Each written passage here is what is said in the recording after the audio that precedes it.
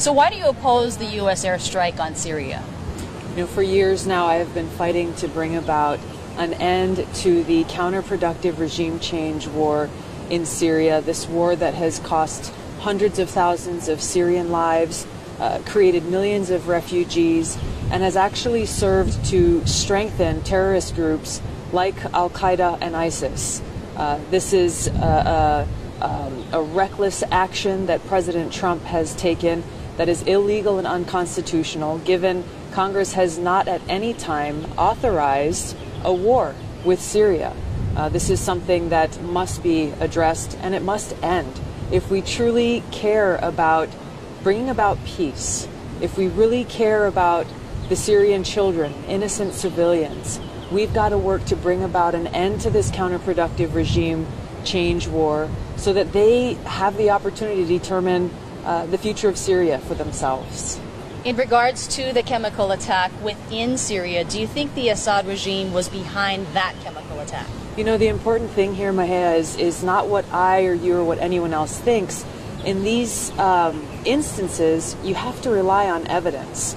Just yesterday, prior to President Trump launching this illegal military strike against Syria, the United Nations was working through language, the United Nations Security Council was working through language to launch an independent international investigation into that chemical weapons attack so that they could determine exactly who was behind it, what happened, what kinds of chemical weapons were there, because there's a lot of differing opinions about what exactly occurred.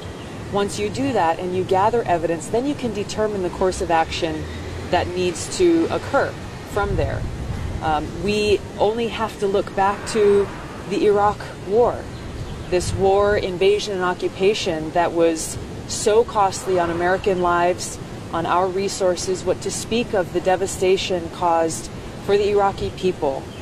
We heard members of the Bush administration then coming to Congress and going to the UN saying, here is our evidence of weapons of mass destruction.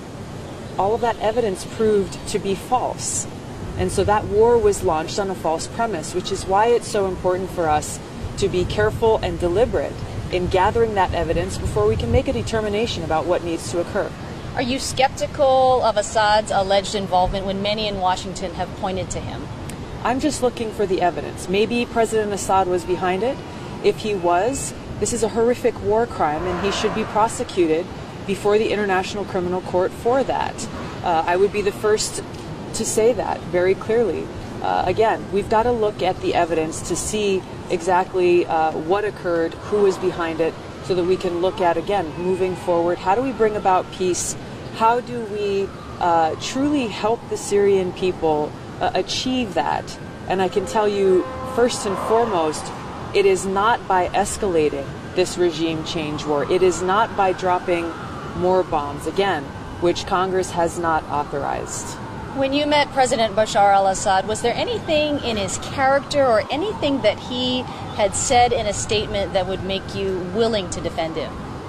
No, I'm not in the business of defending President Assad or anyone else, nor making passing judgments on character. I think that what came across in my meeting with him was that he wants to be seen as someone who cares for his country, a nationalist president. He wants to be seen as someone who would not conduct these kinds of atrocities. And he wants to bring about stability for his country.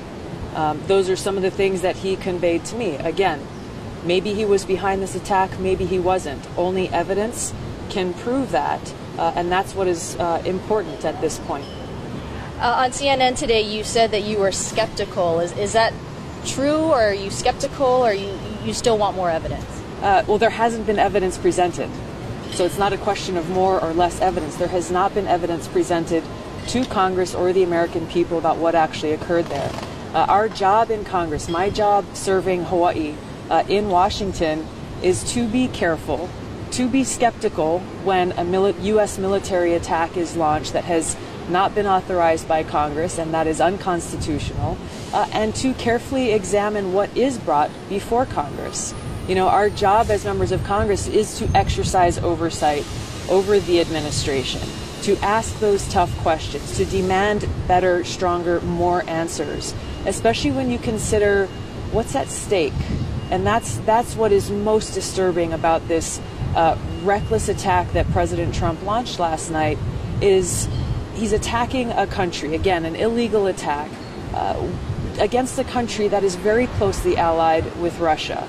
Knowing that there are Russian troops on the ground, the implications of this escalation are very serious, to the point where a direct military confrontation between the United States and Russia has now become more of a probability than a far-off possibility. And as the two world's nuclear powers, you can understand the serious implications of this escalation. What would you say to some of your Hawaii constituents who believe that you're more involved in these high-profile international debates rather than speaking to them within Hawaii about issues that directly involve them? Well, you know, I have heard from the time I ran for Congress through the years that I have been serving Hawaii as a member of Congress, both from families whose lives have been directly impacted by the cost of the United States regime change wars, who have lost loved ones, who have experienced such pain and hardship, to others who may not have been directly impacted by it, but who understand that continuing this U.S. policy of regime change wars not only does not serve the interests of the people in those countries, but it is harmful to our interests here at home. We have spent trillions of dollars on these regime change wars.